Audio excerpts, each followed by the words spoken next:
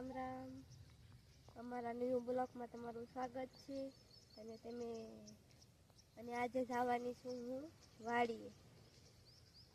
અને તમને મેં મિત્રો કીધું હતું કે આજે અમે વાડીમાં ઘઉં શેણા અને ઝાડ વાવી છે. તો હું આજ તમને કેટલા દિવસ પછી આજ વાડીએ જાઉં છું તો હું બધું બતાવીશ. અને કવડું કવડું થઈ ગયું જોઈશું આપણે.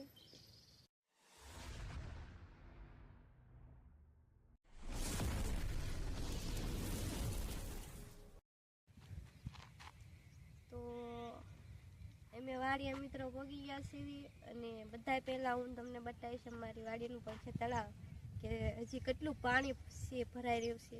શિયાળાનો મોલ કરી રાખ્યો હતો. એક મિત્રો આ તળાવનો નજારો તમે જોવો મિત્રો, તો કાંઈ ના ઘટે મિત્રો. બિલકુલ વાડીના કિનારા સુધી પાણી આવી ગયું છે અને આ લગભગ ઉનાળા સુધી પણ તો ખૂટવાનું નથી. લગભગ ચોમાસું આવી જાય છે. કેમ કે મિત્રો પાણી આવું પહેલી વાર બન્યું છે કે અહીંયા સુધી વાડીના કાંઠા સુધી જે દિવાળી વહી ગયા પછી પાણી છે મિત્રો. તો ચલો હવે હું તમને લઈ જાઉં મારો મોલ જોવા.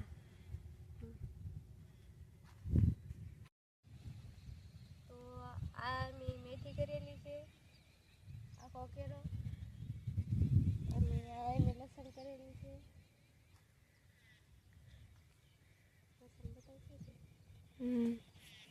આ કેરો અમારો લસણનો છે અને આ અમે ઘઉં કરેલા છે.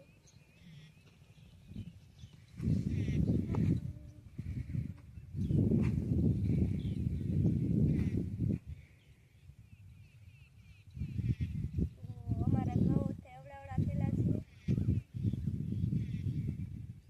તો કે હું કાફી ટાઈમ પછી આવી છું, તમને ખબર જ છે.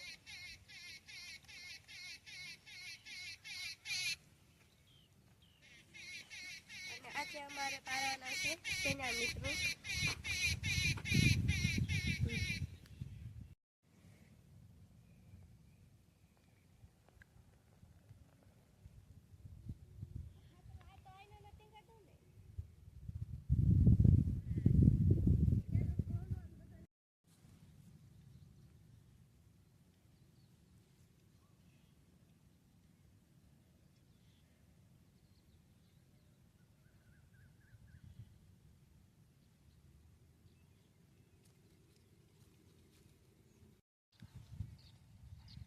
તો મિત્રો આ ઘઉં કર્યા, ઘઉંની પડખે મેં થોડીક પાળિયા થાય અને બાકીની જ્યારે મેં ઉપલા પડામ કરી એ જ પણ તેમ બતાવશું. તો આ જ્યારે તમારે ઘઉં પડખે ઉડી થઈ ગઈ છે.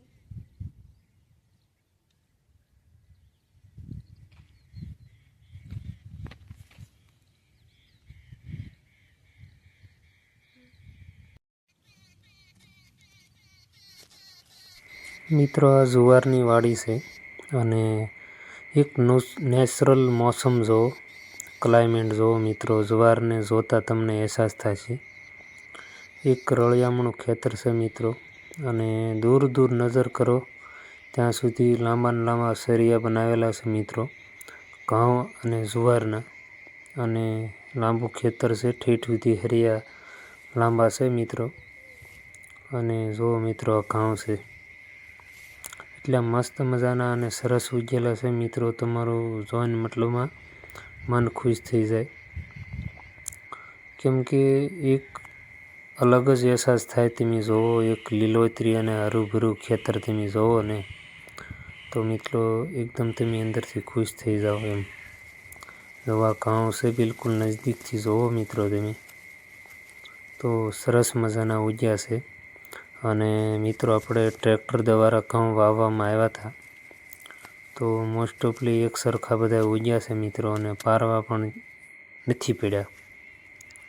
અને હવે આપણે શેણાનું ખેતર બતાવીશું મિત્રો. જુઓ આ છે શેણાનું ખેતર મિત્રો, અને કાફી સારા એમાં શીંગુના અરોડા ઉગ્યા છે મિત્રો. તો એ નકામા હોય તો એને કાઢવા પડશે મિત્રો. તો આ મિત્રો અમારા શેણા છે, જો કે બહુ પારવા ઉગ્યા છે. અને આજે અમે આવ્યા છીએ શેણામાં ખડ લેવા, જો કે બહુ અરોડા ઉગ્યા છે. તો